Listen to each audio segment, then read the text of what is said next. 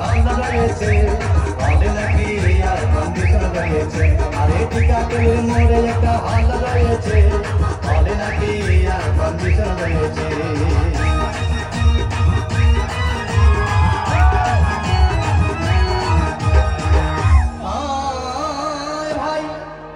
একদিন গেলাম সিনেমা দেখতে, আর রিক্সা থেকে নেমে দেখি হলে একটি সুন্দরী মেয়ে দাঁড়িয়ে আছে।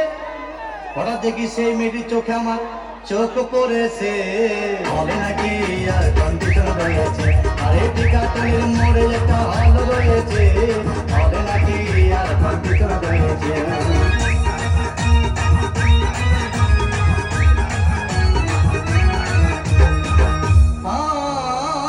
ভাই হাউসফুল কোনো টিকিট নাই, ব্ল্যাকের 10 টাকার টিকিট 20 টাকা দিয়ে কিনে নিয়ে কোন রকম ভিতরে বসলাম।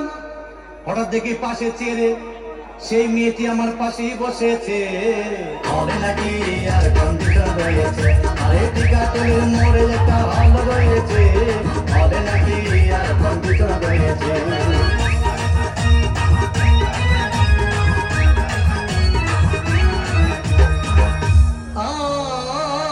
ভাই সিনেমা আরম্ভ হয়ে গেল। রাজ্জাক সাবানা যখন প্রেমে হাবুডুবু খাচ্ছিল, তখন আমার বুকের ভিতর ধূপধাপ শুরু হয়ে গেল।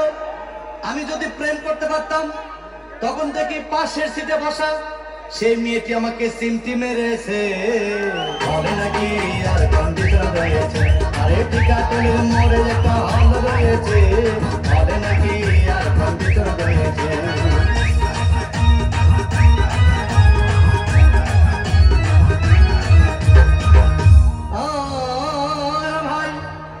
আমি মেয়েটিকে বললাম তোমার নাম কি? বললাম মালতী বিবি।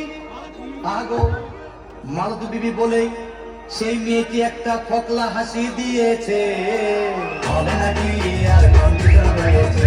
আরে টিকাটুলির মোড়ে একটা হল রয়েছে, বলে নাকি আর কন্ডিশন রয়েছে।